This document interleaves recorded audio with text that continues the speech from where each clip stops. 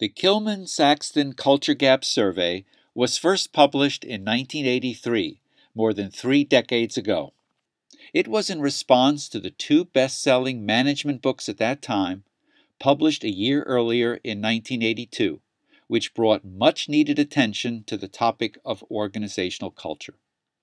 Peters and Waterman's book, In Search of Excellence, and Deal and Kennedy's book, Corporate Cultures, provided many examples of how examining the hidden cultural fabric of any organization revealed much about its potential for long-term success. But these authors could only rely on stories and interviews to support their key principles and lessons learned, since no quantitative assessment, which could measure culture in a much more systematic fashion, had yet been developed. The Culture Gap Survey, of course, changed all that. My co-author and I decided to measure the elusive concept of culture by focusing on the behavioral norms that are usually silent, hidden, and unspeakable in most corporate settings. In essence, astute employees often decipher the silent cultural norms by observing who gets rewarded, who gets promoted, who gets punished, and who gets fired, which indirectly teaches employees what to do and what not to do if they want to get ahead or stay out of trouble. These do's and don'ts of behavior have also been referred to as the rules of the road, the rules of the game, learning the ropes, or, most simply, how we do things around here. In the late 1970s and early 80s, I interviewed hundreds of employees at all levels in different types of organizations in order to develop lists of the cultural norms that seemed relevant to most organizations. To make a long story short, my extensive interviews and lists led to the Culture Gap Survey. Although this slide shows the cover of the survey as of 2011, which is based on the cover design of my recent book on quantum organizations, some of you might remember the original cover of the Culture Gap Survey, which was in print from 1983 until 1990, as shown on this page. Notice the organization chart. The boxes, in the form of Culture Gap profiles, reveal how the cultural norms can vary significantly across the departments and hierarchical levels throughout an organization. Seeing this kind of result highlights the benefit of having a quantitative assessment of corporate culture, rather than relying on anecdotal information, which might imply that each organization has but one culture. In fact, that's rarely the case. But I'll say more about the Culture Gap profile in a moment. The next slide shows how the cover was given a new look in 1991 in order to complement the cover of my 1989 book, Managing Beyond the Quick Fix. But let's now turn to the instructions and items on the survey, since that determines how we calculate culture gaps. Both the paper version and the online version of the Culture Gap Survey consist of 2 parts. Part 1 asks people to respond to 28 A-B norm pairs in terms of which one is currently operating in their workgroup.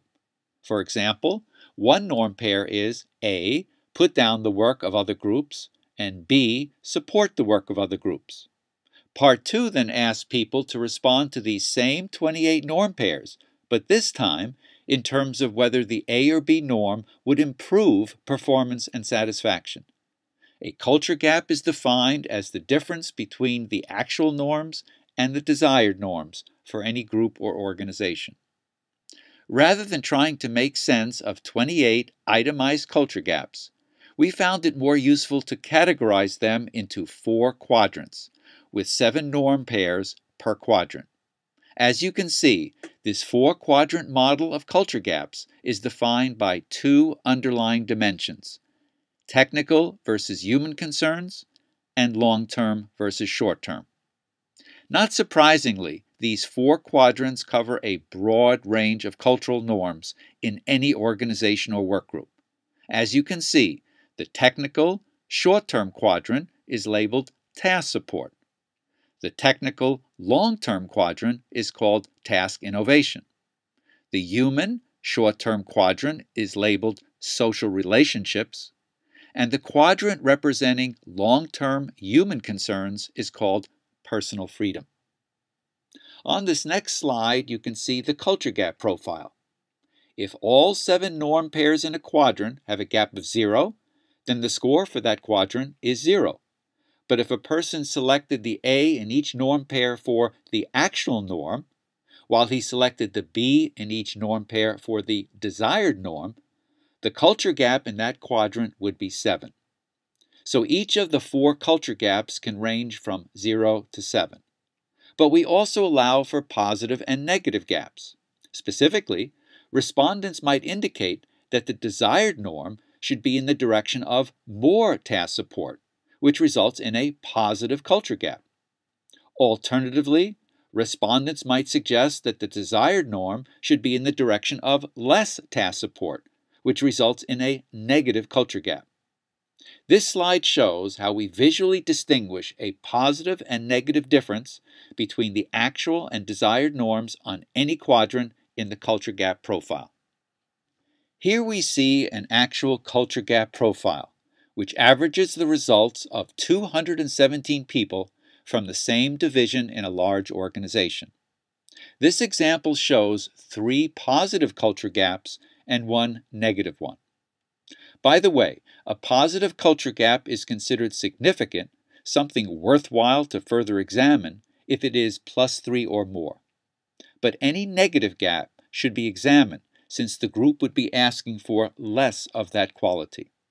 In particular, the members of this division believe that their performance and satisfaction would improve if the culture switched to providing more task support and more task innovation. And the division would also improve if there were less concern with personal freedom. Perhaps members are doing as they please, instead of following standard operating procedures, sharing information across groups, and supporting one another on a daily basis. Most important, the members are saying that the cultural norms in their division should put stronger emphasis on doing things in new ways, taking risks, speaking up, and trying to regularly improve how the work gets done.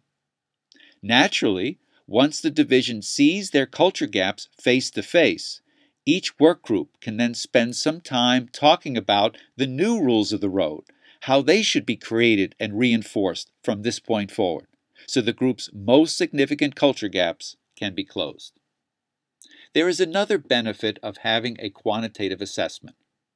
After a number of months, we can determine if a group has actually succeeded in its efforts to close its most significant culture gaps. Here is a culture gap comparison. In this case, a second culture gap survey was administered 6 months after the first one. As you can see, the significant culture gaps in task support and task innovation that were initially detected have been brought below the +3 threshold, suggesting that these 2 gaps are no longer significant. At the same time, the significant negative culture gap in personal freedom is now close to 0.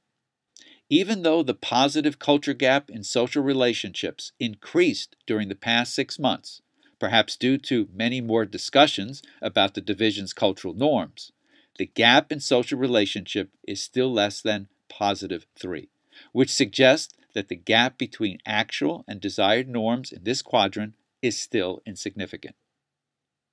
As a bonus, with your purchase of the online version of the Culture Gap Survey, you'll receive a free document, Worksheets for Identifying and Closing Culture Gaps. This 30-page PDF file provides instructions and workspace for surfacing the unusual cultural norms that couldn't have been included, let alone anticipated, in any standardized, all-purpose survey. Many work groups have found that analyzing the general culture gaps that emerge from our standardized survey, along with the unique culture gaps that surface during a probing group discussion, together result in the most comprehensive process for improving work group and organizational cultures.